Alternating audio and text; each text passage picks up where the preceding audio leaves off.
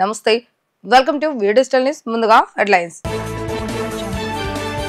దేవాలయాలపై దాడులు పెరుగుతున్నాయన్న స్వామీజీలు పీఠాధిపతులు లక్షలాదిగా తరలి వచ్చిన హిందూ బంధువులు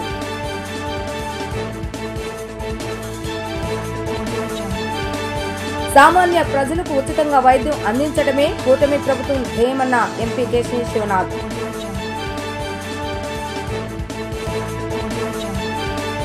మోడీ పర్యటనపై విశాఖలో మంత్రి నారా లోకేష్ సమీక్ష గత 5 ఏళ్లు వైసీపీ పాలనలో అక్రమాలపై ప్రస్తుతం విచారణ జరుగుతుందని వ్యాఖ్య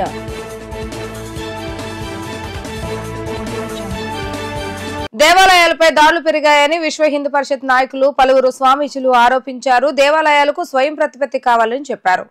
ఆలయాల్లో అన్యమతస్తులు పెరిగారని ఆరోపించారు. గన్నవరం కేసరపల్లి లైలా గ్రౌండ్స్ ప్రాంగణంలో హైందవ శంకరావ సభ జరిగింది. ఈ సభలో విహెచ్పి జాతీయ ప్రతినిధులు, బీజేపీ నేతలు, మఠాధిపతులు, పీఠాధిపతులు, స్వామీజీలు పాల్గొన్నారు. హిందూ ధర్మం సంప్రదాయాలను కాపాడాలని చెప్పారు.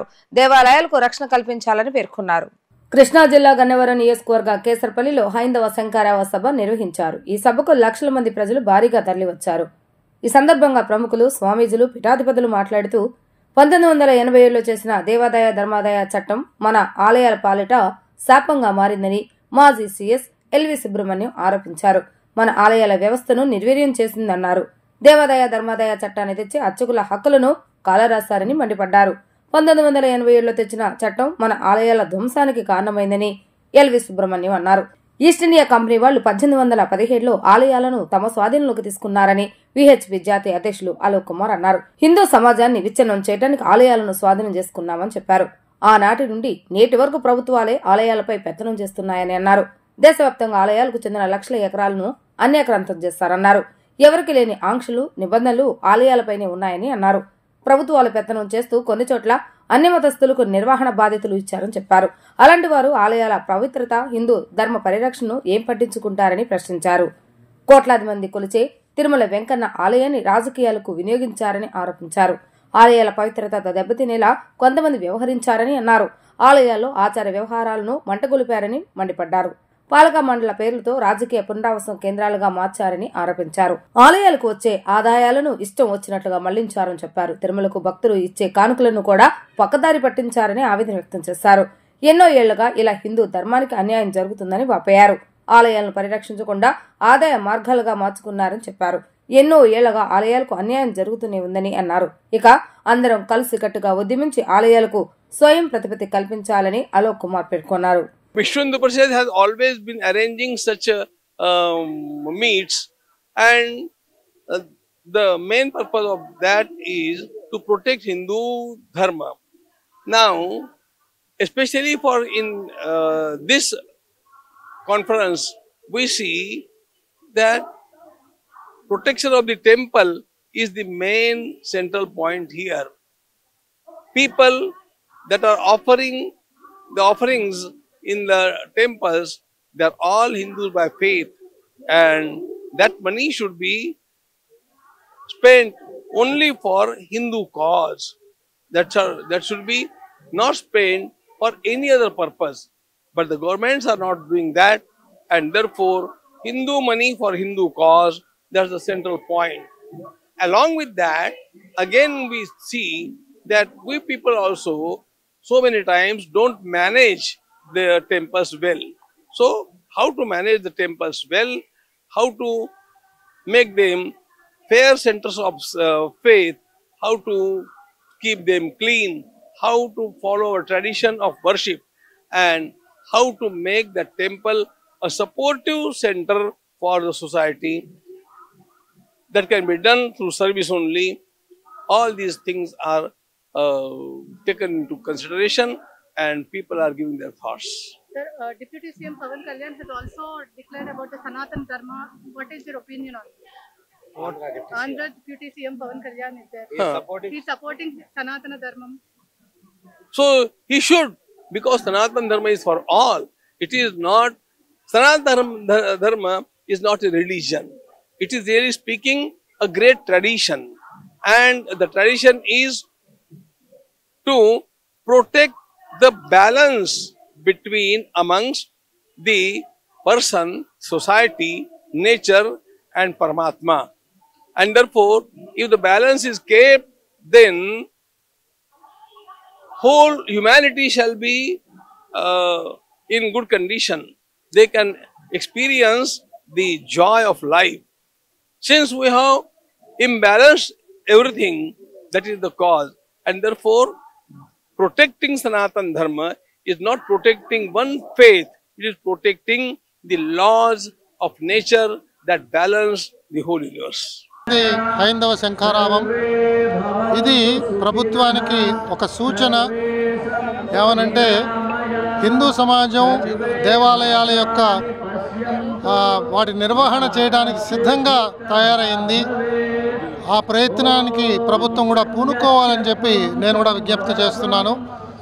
దేవాలయాల్లో ప్రభుత్వాన్ని అనవసరంగా జోక్యం చేసుకుని తమ విలువైన కాలాన్ని ఈ రకంగా ఖర్చు పెట్టకుండా, ఈరోజు మనం చూసాం ఆచార్యులు అనేక మంది వచ్చారు, వారికి నిర్వహణ అందిస్తే తప్పకుండా ఈ దేవాలయాలు బాగా జరుగుతాయి. ఒకవేళ ఎక్కడైనా పద్ధతి ప్రకారంగా జరగనప్పుడు ప్రభుత్వం అప్పుడు జోక్యం చేసుకోవచ్చు, మార్గంలో పెట్టవచ్చు. ఆ విధంగా స్వీకరించవలసిందిగా నేను కోరుతూ సెలవు తీసుకుంటాను. If you allow the lands of the temples to be with the temples, there need not be any conversions.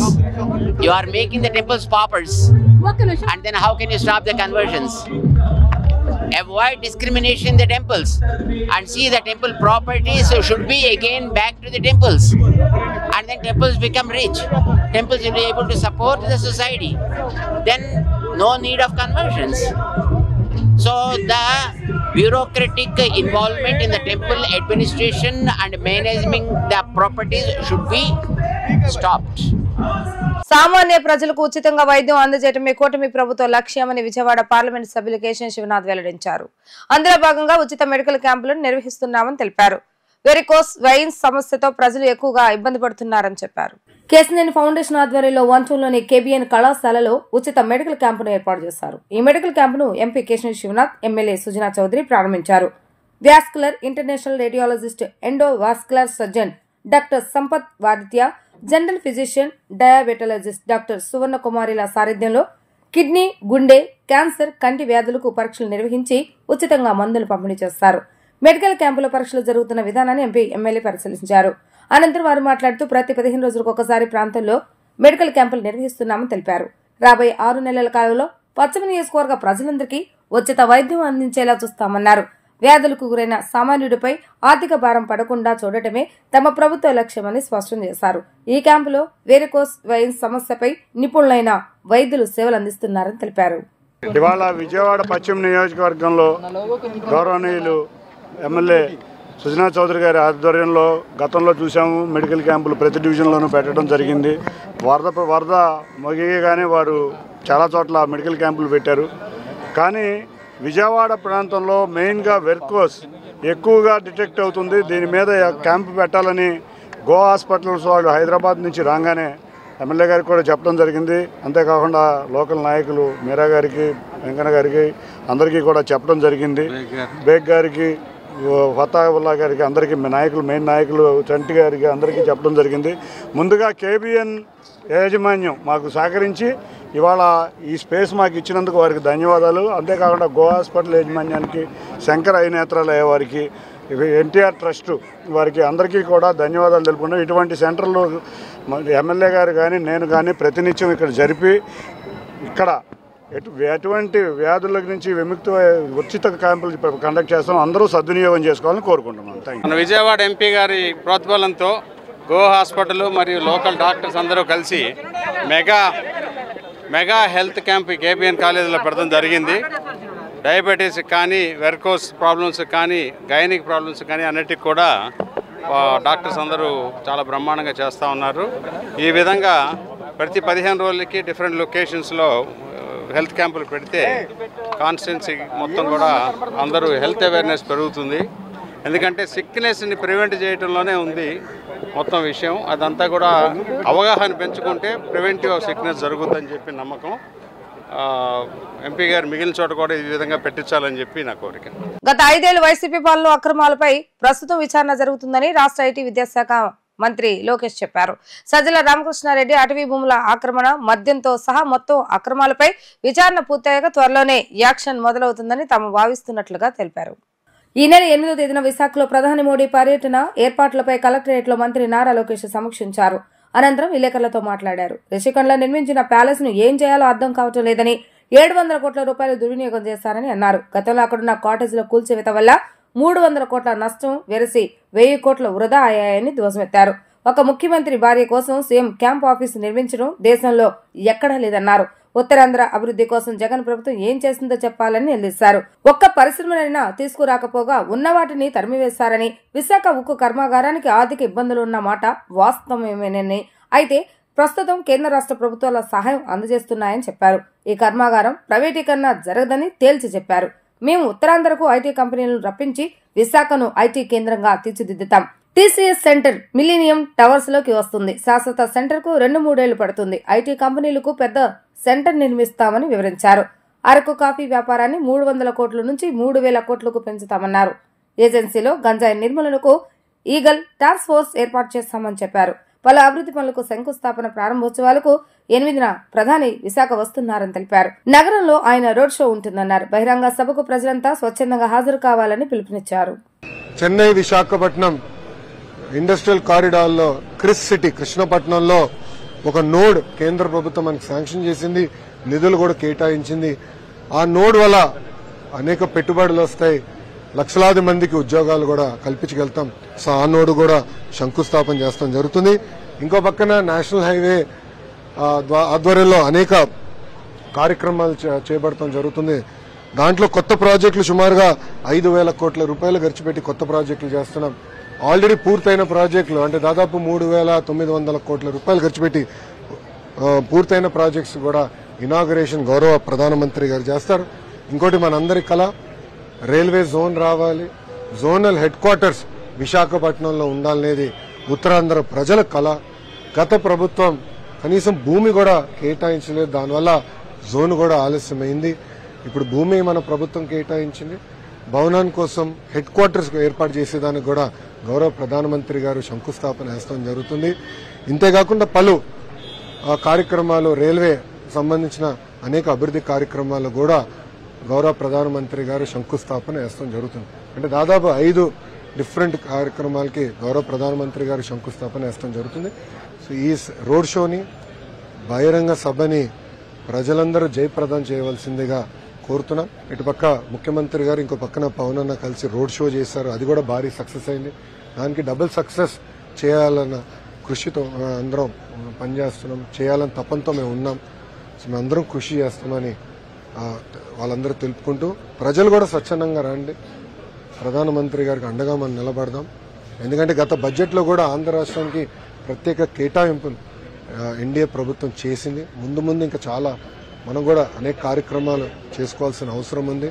దారి తప్పిన రాష్ట్రాన్ని సరైన దారిలో పెట్టాల్సిన బాధ్యత మనందరిపైన ఉంది. ఇప్పటికీ చాలా అప్పుల పాలైపోయాం. గత ప్రభుత్వం చేసిన అప్పులు వడ్డీ కట్టేదానికే చాలా ఇబ్బందులు ఎదుర్కొంటున్నాం. సో కేంద్ర ప్రభుత్వం సహకారం చాలా చాలా అవసరం. పెద్దలు అన్నట్టు పోలవరం కోసం ఇప్పుడు 2,000 కోట్ల రూపాయలు నిధులు ఇస్తాం జరిగింది. కేటాయింపులు కాదు, డైరెక్ట్ శాంక్షన్ చేశారు, అకౌంట్కి వచ్చినాయి. నిర్వాసితులకి దాదాపు 900 కోట్ల రూపాయలు వాళ్ళ బ్యాంక్ అకౌంట్లో నిన్న ఎన్డీఏ ప్రభుత్వం కూడా వేస్తాం జరిగింది. మీ ప్రభుత్వ అధికారంలో 5 సంవత్సరాల్లో ఒక ఋషికొండ ప్యాలెస్ తప్ప, అంటే ఒక్క వ్యక్తి బతికేదానికి 700 కోట్ల రూపాయలు ఖర్చు పెట్టారు తప్ప ఉత్తరాంధ్రకి చేసింది ఏంటి? Straight question. డేటా సెంటర్ ఆ రోజు నేను వెనుకబడి తీసుకొచ్చా, మీరు పక్క రాష్ట్రాన్ని తరిమేశారు. అది మహారాష్ట్రకి వెళ్ళింది, అది లూలు తరిమేశారు. ఇట్లా ఐటీ కంపెనీలు హెచ్ఎస్బీసీ మూతపడింది మీ ప్రభుత్వ హయాంలోనే. మేము వెళ్ళి నేను బతిమలాడి చంద్రసారిని ఒప్పించి టీసీఎస్ తీసుకొచ్చా. 10,000 మంది సెంటర్, 2,000 మందికి 2 నెలల్లో రిబ్బన్ కట్టింగ్ ఉంది. మళ్ళీ సెంటర్ కూడా భూమి మేము ఎతికాం. ఇప్పుడు ఎన్టీపీసీ గ్రీన్ ఎనర్జీ మళ్ళీ మీరు ఏం చేశారు? 5 సంవత్సరాలు ఏం చేయాల, పట్టించుకోవాలా. రైల్వే జోన్ మీరు పట్టించుకోవాలా, 5 సంవత్సరాలు ఎందుకు చేయలేదు? ఆనాడు చేసి ఉండొచ్చు కదా, ప్రధానమంత్రి గారు పిలిచి శంకుస్థాపన చేసి ఉండొచ్చు కదా. ఇది ఎట్టుందంటే మీది చాలా ఎందుకుంటుందబ్బా మీ పార్టీ. అంతేకాదు ఉత్తరాంధ్రలో కూడా వరల్డ్స్ లార్జెస్ట్ కెమికల్ పార్క్ తీసుకొద్దామని, డ్రగ్స్ మన ఏదైతే మనకి ఫార్మా పార్క్ ఒకటి తీసుకురావాలని, మెడికల్ డివైసెస్ మ్యానుఫ్యాక్చరింగ్ పెద్ద ఎత్తున ఎక్స్పాండ్ చేయాలని, ఐటీ రంగానికి విశాఖపట్నాన్ని క్యాపిటల్ చేయాలని లక్ష్యంతో మేము పనిచేస్తున్నాం. మొన్నే అనేక సంస్థలు తీసుకొచ్చాం, చూపించా, కొండలు కూడా చూపించాం, ఒప్పందం కూడా కుదిరించుకున్నాం. అమ్మా మిలేనియం టవర్ వచ్చాయి కదా ఖాళీ, మళ్ళీ 5 సంవత్సరాలు మీరు ఖాళీ పెట్టిపోయారబ్బా వైకాపా వాళ్ళు. ఆ మిలేనియం టవర్ ని. దాంట్లో ముందర టీసీఎస్ వాళ్ళు వస్తున్నారు. సో అది ట్రాన్సిట్ బిల్డింగ్ గా వాడదాం, ఎందుకంటే టీసీఎస్ వాళ్ళు సెంటర్ కట్టడానికి ఒక 2-3 years పడుతుంది కనుక ట్రాన్సిట్ గా వాళ్ళు phase 1 లో అది తీసుకుని ఇమ్మీడియట్ గా 2000 మందికి ఉద్యోగాలు కల్పిస్తారు. ప్యారల్ గా నేను వాళ్ళకి భూములు కూడా చూపిస్తాం జరుగుతుంది. టీసీఎస్ కి ఇతర ఐటీ కంపెనీలు కూడా వాళ్ళు ఆల్రెడీ పెద్ద సెంటర్ కట్టేదాన్ని కూడా వాళ్ళు భూములు చూపిస్తాం జరుగుతుంది. వాళ్ళతో కూడా ఫర్దర్ డిస్కషన్ నేను డావోస్ లో పెట్టుకుంటున్నాం. తప్పనిసరిగా పెద్ద ఎత్తున ఐటీ కంపెనీలు ఉత్తరాంధ్రకి విశాఖపట్నానికి తీసుకొచ్చే బాధ్యత నాది. ప్రధానంగా ట్రైబల్ ఏరియాలో ఉపాధి కోల్పోయారు, ఇబ్బంది పడుతున్నారని కాఫీ తీసుకొచ్చాం. ఇప్పుడు దాదాపు అరకు కాఫీ ఒక 300 కోట్ల రూపాయలు బ్రాండ్ గా తయారు. అది కనీసం ఒక 3000 కోట్ల రూపాయలు బ్రాండ్ చేయాలి. అంటే అమ్ములు ఎట్లయితే డైరీ పాలకుందో అలా కాఫీకి అరకు చేయాలనేది ఒక లక్ష్యంగా పెట్టుకుని చేస్తాం. ప్యారల్ గా స్పైసెస్ ఇవన్నీ కూడా చేయొచ్చు. సో ఆల్టర్నేటివ్ క్రాప్ చూపించాలి. ఇప్పుడు గంజాయికి ఫుల్ స్టాప్ పెట్టేదానికి ఈగల్ అని ప్రత్యేకంగా ఎట్లయితే నక్సలైట్స్ ని గ్రే హౌండ్స్ ఉందో, అర్బన్ టెర్రరిజం కి ఆక్టోపస్ ఉందో, గంజాయి కోసం స్పెషల్ టాస్క్ ఫోర్స్ ఏర్పాటు చేసి ఈగల్ పేరు పెట్టాము. అదనంగా నిధులు కూడా అంటే శాలరీ కూడా ఇన్సెంటివ్ కింద 30% హైక్ చేసాం వాళ్ళకి చేసి ఈగల్ ఆధ్వర్యంలో మేము చేస్తున్నాం. దానికి ఇంకా ఇంటెలిజెన్స్ స్ట్రెంగ్తన్ చేయాలి. మేము 100% నిషేధించామని నేను అనట్లేదు, టైం పడుతుంది. 6 నెలలు 5 సంవత్సరాలు విచ్చలవిడిగా వదిలేశారు. అది మొత్తం కంట్రోల్ చేయడానికి టైం పడుతుంది. ఫస్ట్ ప్లాంటేషన్ మొత్తం డ్రోన్స్ పంపించి అక్కడ కట్టడి చేస్తున్నాం సోయింగ్. ఇంకా సీరియస్ గా తీసుకుంటాం దాన్ని. కనీసం ఒక 2 సంవత్సరాలు పడుతున్నాం దానికి ఫుల్ స్టాప్ పెట్టాలంటే. అది ఒక యుద్ధ వాతావరణం, యుద్ధ ప్రాతిపదికగా మేము పనిచేస్తున్నాం. ఇంకా విశ్వవిద్యాలయాల్లో కానివ్వండి, స్కూల్స్ లో కూడా డ్రగ్స్ వద్దు బ్రో అన్న కాన్సెప్ట్ తో ఏ మీటింగ్ పెట్టినా దాంట్లో మాట్లాడమంటున్నాం. పిల్లల్లో కూడా చైతన్యం తీసుకొస్తున్నాం. తల్లికి దండం పెట్టిన జగన్ తల్లికి వందనం పథకం గురించి మాట్లాడటం విడ్డూరమని ఆర్థిక శాఖ మంత్రి పయ్యావుల కేశవ్ ఎద్దేవా చేశారు. పోలవరం కోసం చేసిన దానిలో 5% జగన్ చేశారంటూ ఆయన ప్రశ్నించారు. పోలవరం ముంపు గ్రామాల వరద ముంపునకు గురైనప్పుడు నిర్వాసితుల బాధలు సీఎం చంద్రబాబు నాయుడు కళ్ళారా చూశారని ఆయన గుర్తు చేశారు. తల్లికి దండం పెట్టని జగన్ తల్లికి వందనం పథకం గురించి మాట్లాడటం విడ్డూరమని ఆర్థిక శాఖ మంత్రి పయ్యావుల కేశవ్ ఎద్దేవా చేశారు. 9,000 మంది పోలవరం నిర్వాసితులకు దాదాపు 1,000 కోట్ల రూపాయలను ఆర్థిక ఇబ్బందులు ఉన్నా కూడా సీఎం సూచనలతో విడుదల చేశామని వెల్లడించారు. ఎన్నో ఇతర ప్రాధాన్యాలు పక్కన పెట్టి మరి పోలవరం నిర్వాసితులకు పరిహారం చెల్లించామని తెలిపారు.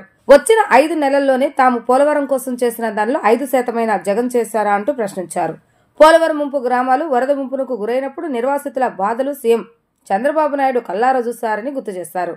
పోలవరం నిర్వాసితులకు అండగా ఉండాలని సీఎం చంద్రబాబు నాయుడు చెప్పారని అన్నారు. బాధితులకు ఎప్పుడు చంద్రబాబు నాయుడు అండగా ఉంటారని, ప్రతి పనిలో మానవీయ కోణం ఉండాలని సీఎం అంటున్నారని తెలిపారు. పోలవరం అనేది ఒక జిల్లాకు సంబంధించిన ప్రాజెక్టు కాదని, రాష్ట్రంలోని ప్రతి రైతుకు ఇదో గొప్ప వరమని చెప్పారు. రాయలసీమ భూభాగంలో పట్టుసీమ తర్వాత గణనీయమైన మార్పులు వచ్చాయని గుర్తు చేశారు. రైతు కష్టాలు తీరుస్తూ ధాన్యం కొనుగోలు చేసిన 24 గంటల్లోనే నిధులు జమ చేస్తున్నామని, వైఎస్ఆర్సీపీ హయాంలో చేసినట్లుగా ధాన్యం కొనుగోలు కేంద్రాలను తాము మూసివేయలేదని ఎద్దేవా చేశారు.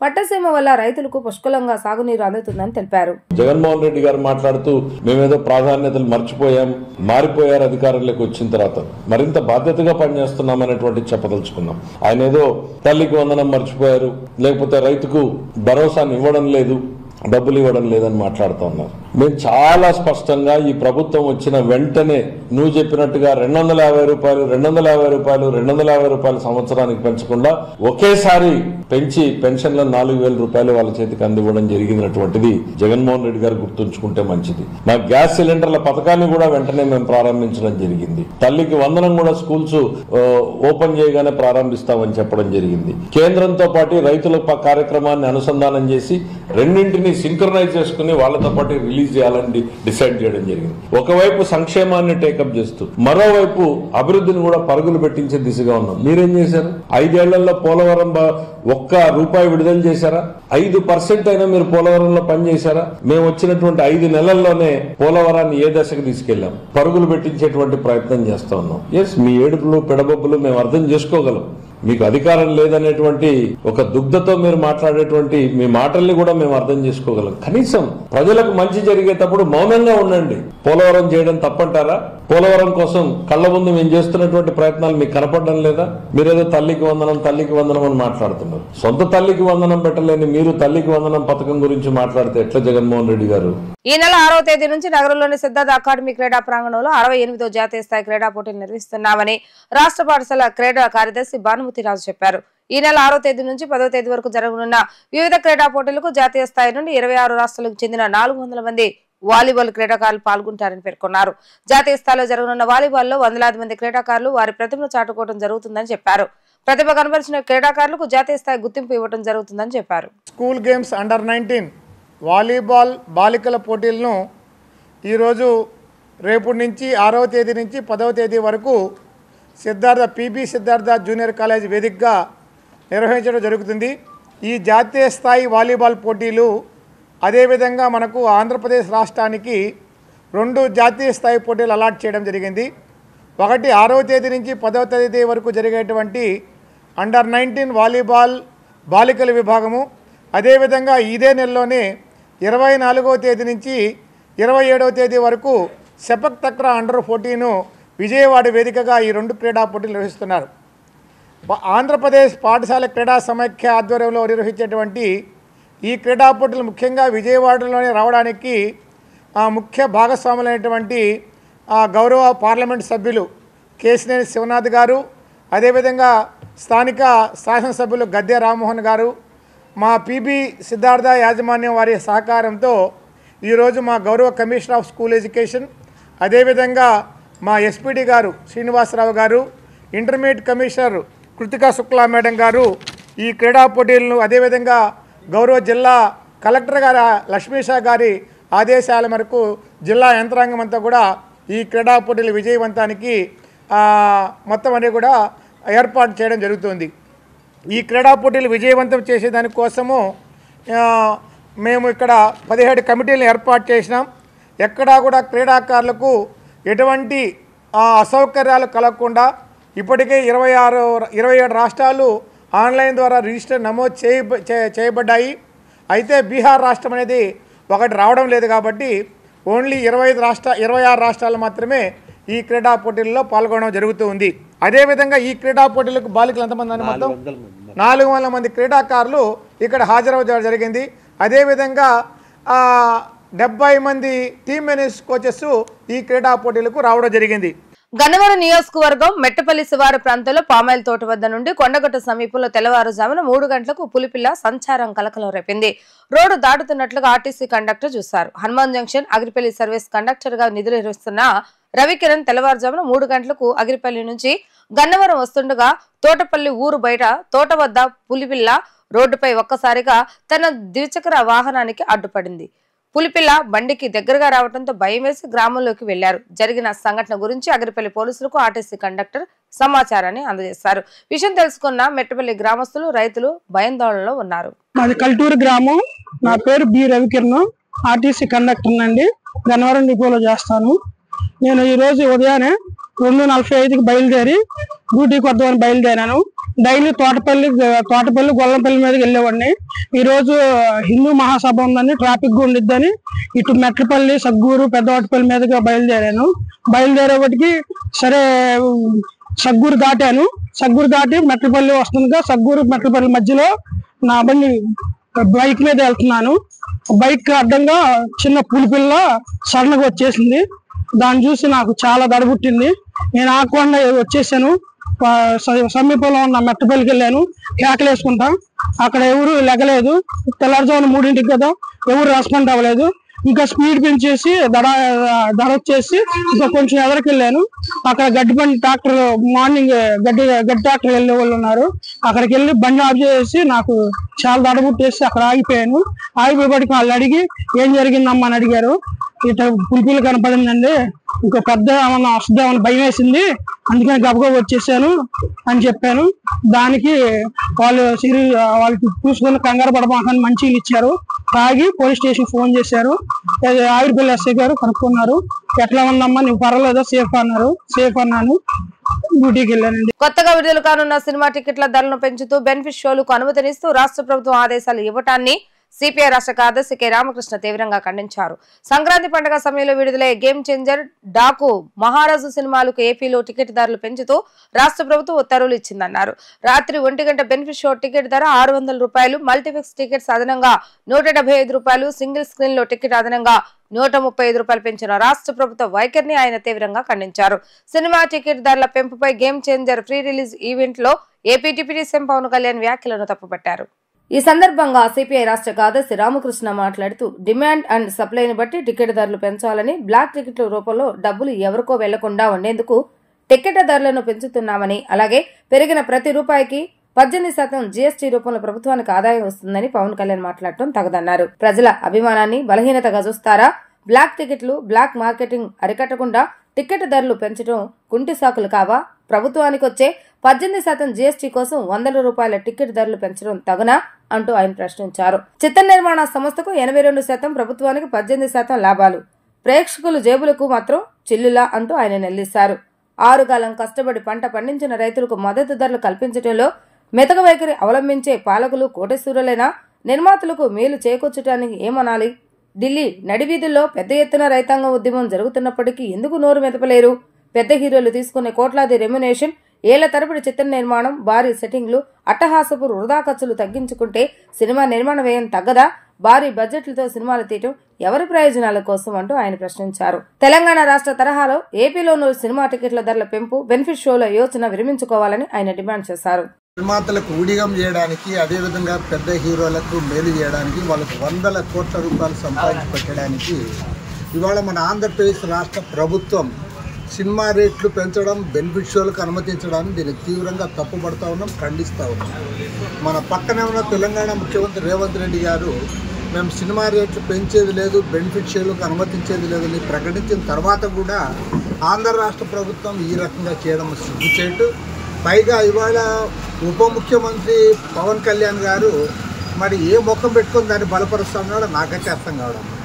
వాళ్ళు ఎంతో డబ్బులు ఖర్చు పెట్టింటారు కాబట్టి వాళ్ళ కోసం మేము ఇటు పెంచుతామంటే, ఇవాళ 6 కాలం కష్టపడి 6 నెలలు 8 నెలలు కష్టపడి పొలాల్లో ఉండి ఎంతో శ్రమించి వాళ్ళు పంటలు పండిస్తే ఆడ మార్కెట్ యార్డ్కి వస్తే ఒక్క పంటకు కూడా గిట్టుబాటు ధర లేదు.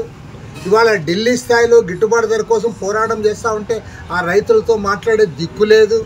ఆంధ్ర రాష్ట్రంలో నువ్వు కనీస మద్దతు ధర ఇవ్వలేకపోతా ఉన్నావు. దాని గురించి పవన్ కళ్యాణ్ మాట్లాడు, సినిమా రేట్లు పెంచుతాం, అది వాళ్ళపైన భారం పడుతుంది, పడినా అదేం పర్వాలేదు, ఎవరైతే సినిమా యాక్టర్లు ఉన్నారో వాళ్ళకి మేలు చేస్తాం, ఎవరైతే నిర్మాతలు ఉన్నారో వాళ్ళకు ఊడిగం చేస్తామంటే, నిర్మాతలకు డబ్బున్న కోటీశ్వరులకు ఊడిగం చేయడానికి మీకు గవర్నమెంట్ ఇచ్చారని నేను అడుగుతా ఉన్నా. నువ్వు కష్టపడి పనిచేసే రైతు గురించి మాట్లాడవు, వాళ్ళ శ్రమ గురించి మాట్లాడవు, వాళ్ళ గిట్టుబాటు గురించి మాట్లాడవు.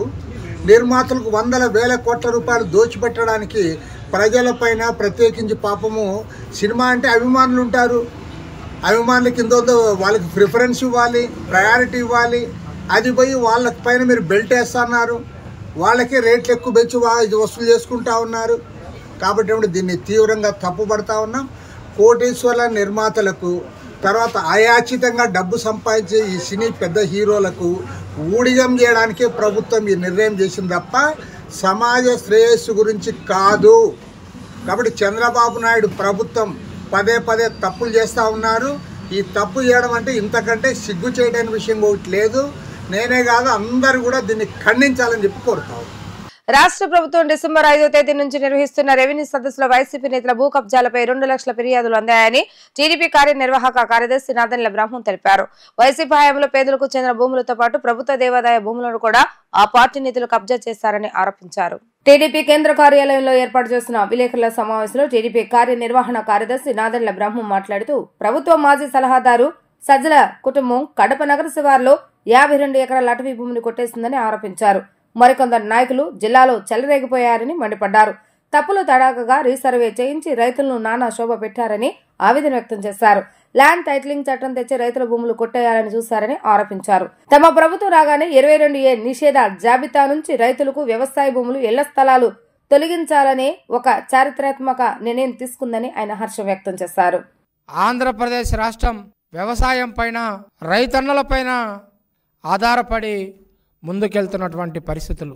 అలాంటి రైతన్నల పట్ల వైఎస్ఆర్సీపీ పార్టీ 2019 నుంచి 2024 వరకు ప్రవర్తించినటువంటి విధానం సహజంగా రైతన్నకు పేగుబంధం కంటే భూమితో ఉన్నటువంటి అనుబంధం గొప్పది అని చెప్పేసి ఫీల్ అవుతూ ఉంటాడు.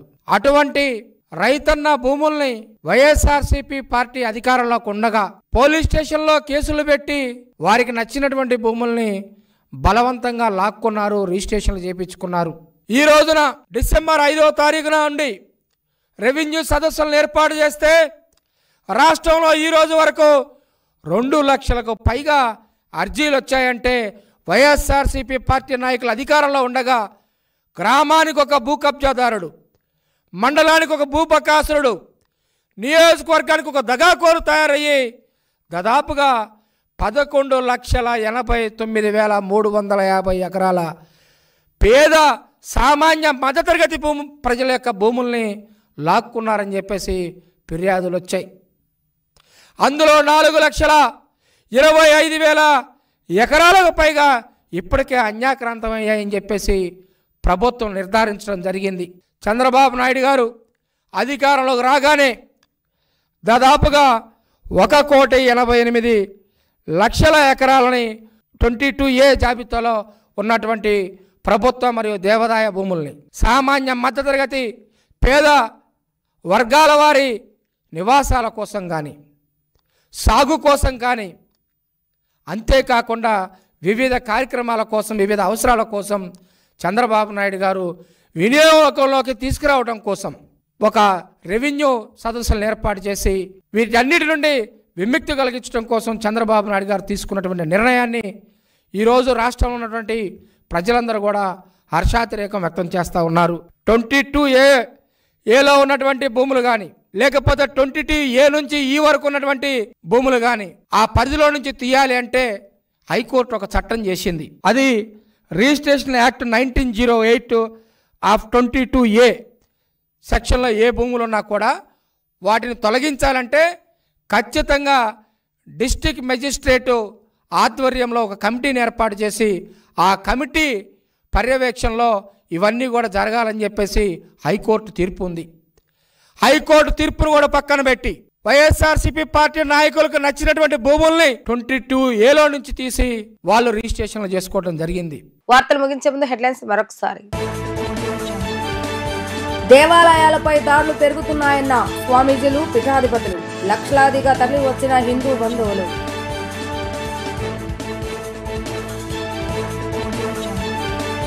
సామాన్య ప్రజలకు ఉచితంగా వైద్యం అందించడమే కూటమి ప్రభుత్వం ధ్యేయమన్న ఎంపీ కేశీ శివనాథ్.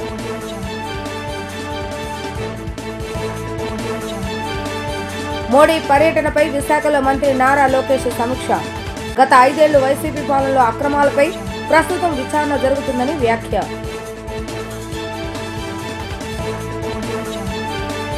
ఇవి రోజు వార్తా విశేషాలు. మరలా తిరిగి ప్రసారమైన వార్తలు మళ్ళీ కలుద్దాం. అందరికీ సెలవు. నమస్కారం.